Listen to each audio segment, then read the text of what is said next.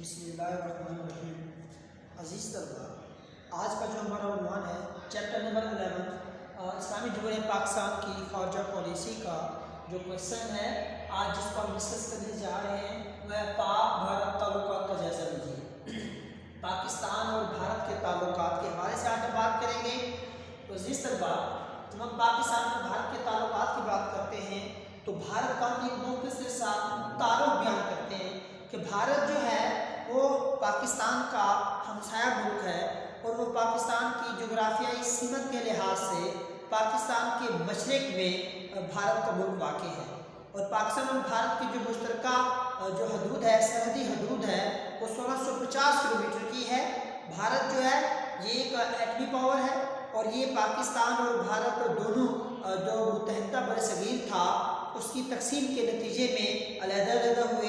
14 اگست 1947 کو پاکستان بنا اور 15 اگست 1947 کو بھارت وہ دنیا کے اس نقشے پہ جو ایک علیحدہ وطن کی حیثیت سے وہ واضح وجود میں آیا، اور ہمیشہ سے جب سے پاکستان اور بھارت کی تقسیم ہوئی ہے تو بھارت ہمارا اتحادی رہا ہے۔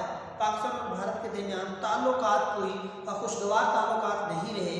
ان تعلقات کا جو سلسلہ ہے مسئلہ کشمیر کی وجہ سے ٹھیک ہے نا متنازع رہا ہے، اور ہمیشہ پاکستان اور بھارت کے درمیان مختلف قسم کی نوک جھوک رہی ہے۔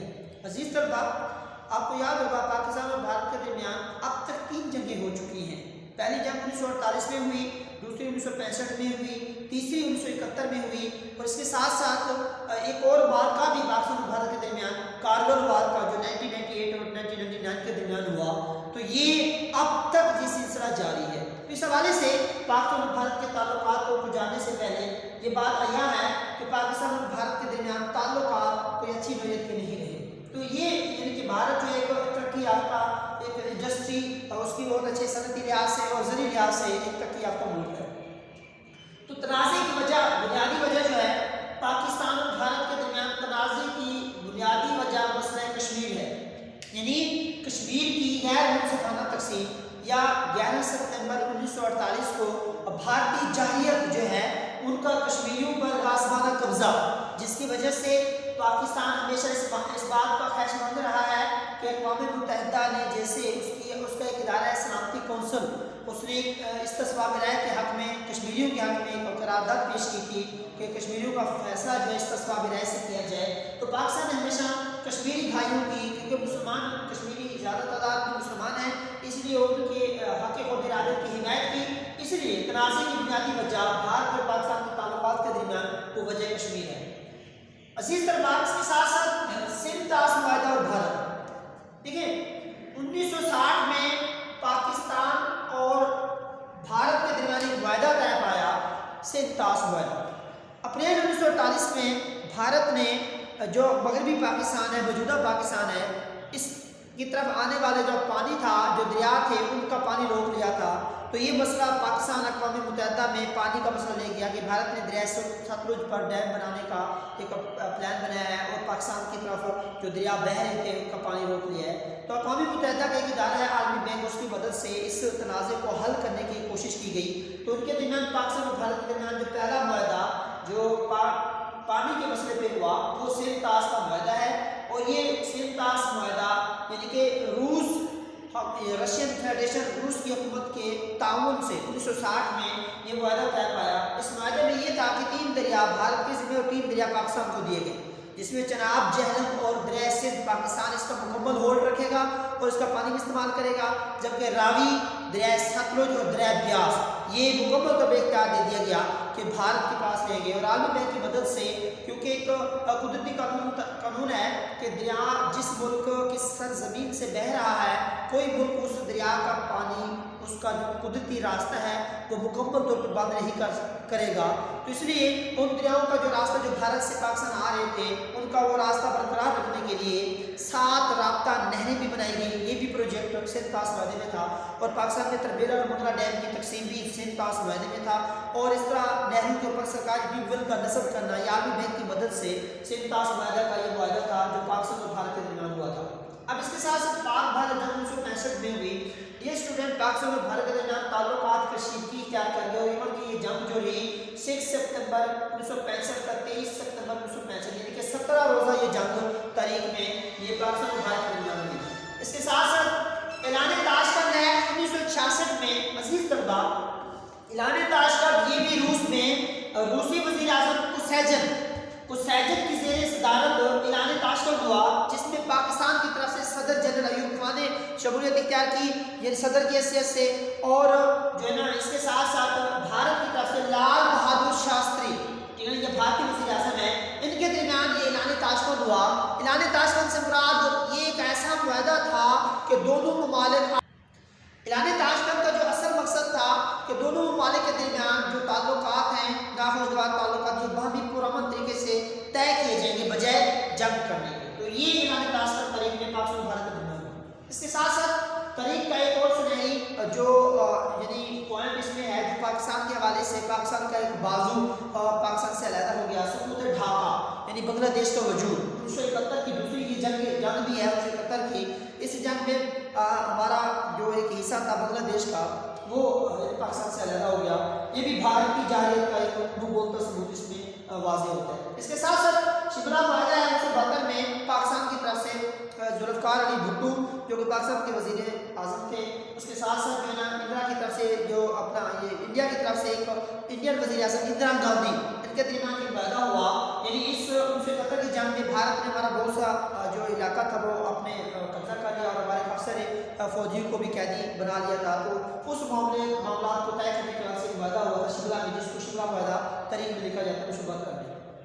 عزیز طلبہ، اس کے ساتھ ساتھ اگلا پوائنٹ بھارت کے ایٹمی دھماکے 1974 میں، بھارت نے 1974 بھارت کا ایک علاقہ ہے راجستھان، وہاں بھارت نے ایٹمی دھماکے کیے تھے اور یعنی اپنی ایٹمی طاقت کا اعلان کیا، شو کیا۔ تو یہ 1974 میں بھارت نے ایٹمی دھماکے کر کے پاکستان کو اپنی طاقت کا مظاہرہ دیا۔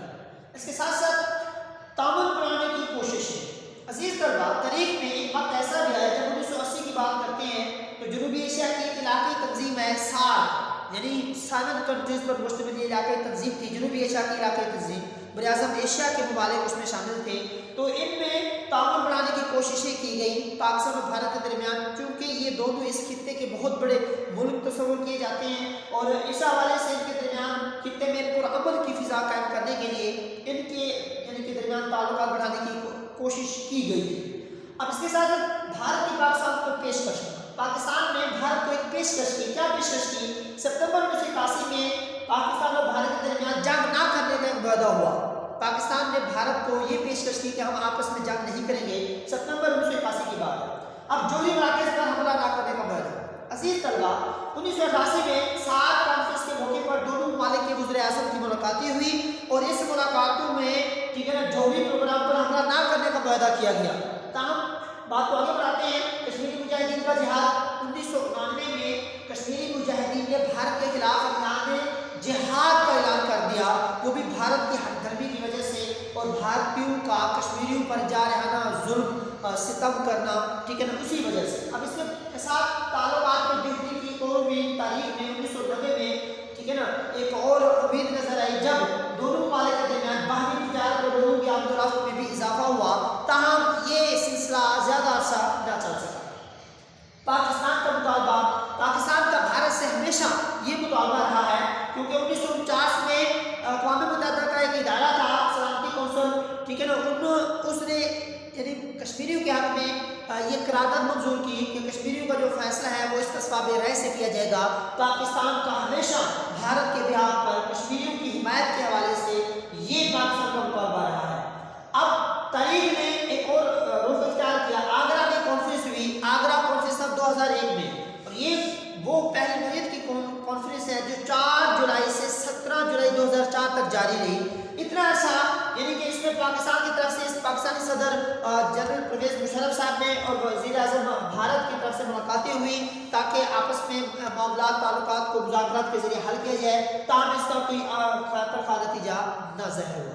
اب بات کو آگے نکلتے ہیں 7 کانفرنس اسلام آباد۔ عزیز طلبہ، جنوری 2004 میں اسلام آباد میں 7 کانفرنس کا ایک اجلاس ہوا، جس میں پاکستان اور بھارت کے درمیان مذاکرات جاری رکھنے کا اعلان کیا گیا، لیکن تاہم یہ معاہدہ دیر پا نہ رہا۔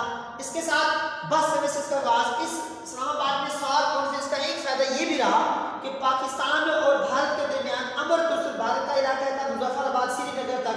یعنی کہ بس سروس کا اجرا کیا گیا اور ساتھ ساتھ صحافیوں اور ادیبوں کے تبادلے ہوئے، لیکن یہ ایک وقتی طور پر یہ سروسز رہی، اس کا یعنی کہ دور رس جسے ہم کہتے ہیں اثرات مرتب نہ ہوئے، یہ وقتی طور پر بس سروس کا آغاز ہے۔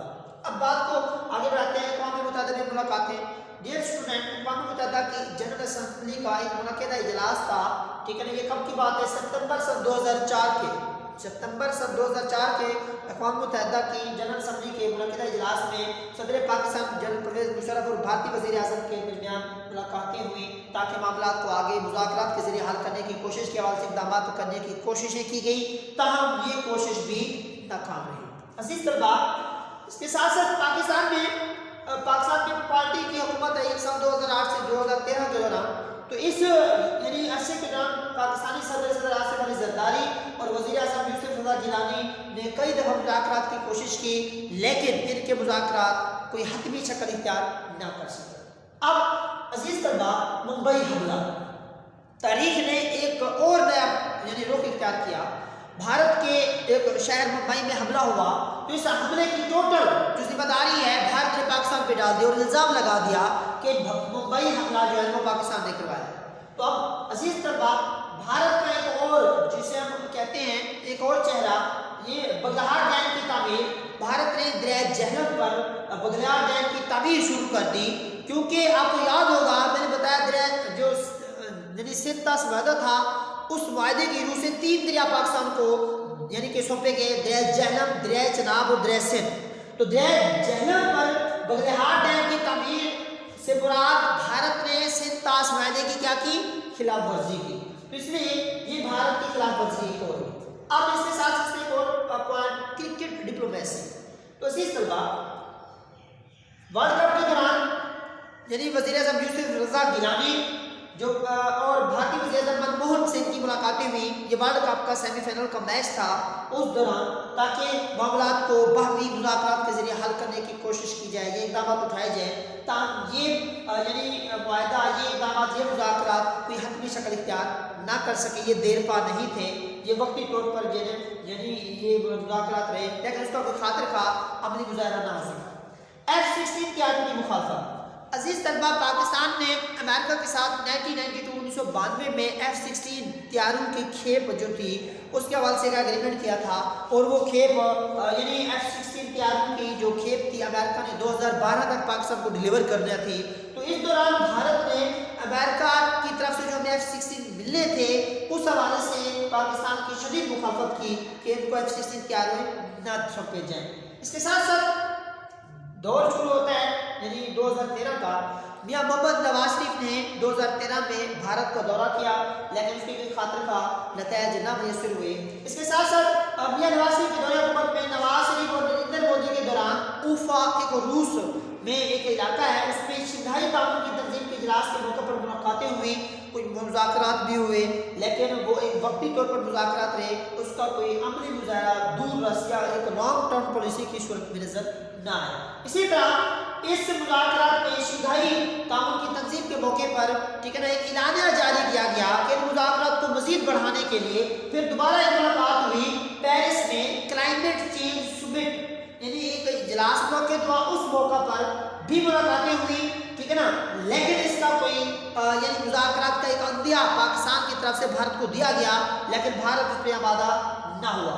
اب 25 دسمبر 2015 میں نریندر مودی نے کابل کا دورہ کیا اور کابل سے واپسی پر اچانک لاہور میں انہوں نے پاکستان کے شہر لاہور میں اس کا یعنی وہ دورہ کیا، میاں محمد نواز شریف کے گھر اچانک اس کی جو ہے یعنی دورے کی وجہ سے ملاقات ہوئی، لیکن اس دوران کوئی خاطر خواہ مذاکرات نہ دیکھنے کو ملے، تو اس کا عملی نتیجہ نہ ظاہر ہوا۔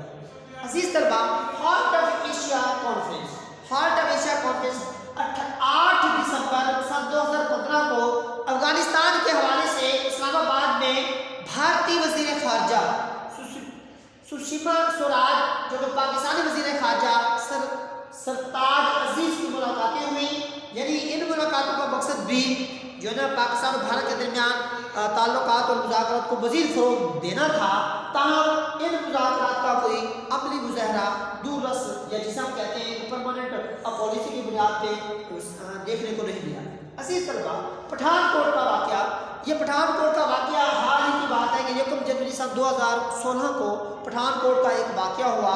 تو پٹھان کوٹ میں جو حملہ ہوا تھا، جو بھارتی حکومت نے ٹوٹل اس کا ذمہ دار پاکستان حکومت کو ٹھہرایا۔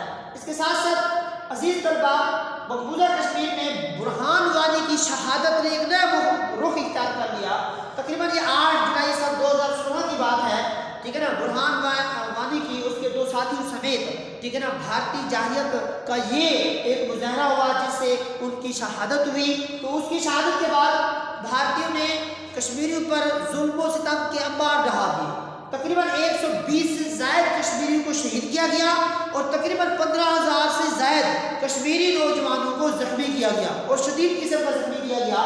تو یہ بھارتی جارحیت کا ایک نمونہ یہ بھی۔ اس کے ساتھ ساتھ بھارتی سرجیکل اسٹرائک کا ڈرامہ، یعنی پٹھان کوٹ حملے کا جو ایک بدلہ تھا، اس کے بھی آپ پہ بھارتی حکومت کی طرف سے بھارتی سرجیکل اسٹرائک کا ایک ڈرامہ رچایا گیا، کیونکہ یہ بیسکلی ایک ڈرامہ تھا، حقیقت سے اس کا کوئی تعلق نہیں ہوا، لیکن بھارت جو ہے پاکستان کی لائن آف کنٹرول کی بار بار مسلسل خلاف ورزیاں کرتا ہے۔ تو لائن آف کنٹرول پر بھارتی خلاف ورزیاں، عزیز طلبہ، پاکستان اور بھارت کے درمیان ورکنگ باؤنڈری میں سن 2003 کا ایک ایگریمنٹ ہوا تھا صدر جنرل پرویز مشرف کی حکومت میں کہ اگر دونوں حکومتوں کے دوران سیز فائر ایک ایگریمنٹ ہوتا ہے۔ سیز فائر سے مراد یہ ہوتا ہے کہ اگر ایک حکومت یا ایک حکومت کی فوج جو ہے وہ اگر خلاف ورزی کرتی ہے تو مکمل طور پہ اعلان جنگ ہوتا ہے۔ تو اس کا بھارت نے خلاف اس کی ورزیاں کی اور بار بار جو لائن آف کنٹرول پر جو نا LOC پر فائرنگ کرتے رہے۔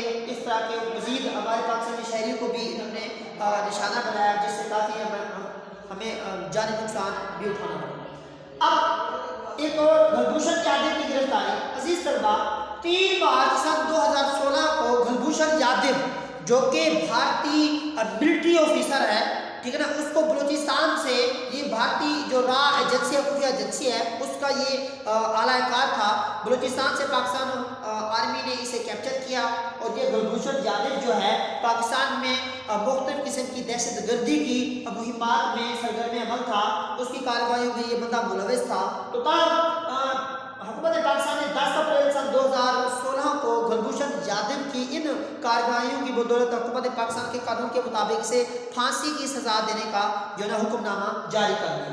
اب اس کے ساتھ بالا کوٹ حملہ، عزیز طلبہ، بھارت کے یعنی علاقے بالا کوٹ میں ایک حملہ ہوا۔ بھارتی پلوامہ حملے میں بھارتی فوجیوں نے 40 اپنے فوجیوں کی ہلاکت کا پاکستان کو الزام ٹھہرایا۔ اب اسی یعنی بالا کوٹ حملے کا بدلہ لینے کے لیے، ٹھیک ہے نا، 26 فروری سن 2019 کو اب بھارتی جارحیت کا ایک اور جو نمونہ ہمیں دیکھنے کو ملتا ہے۔ بھارتی حکومت نے اپنے فضائی یعنی کہ تیاریوں کی مدد سے پاکستان کی سرحد کی خلاف ورزی کی۔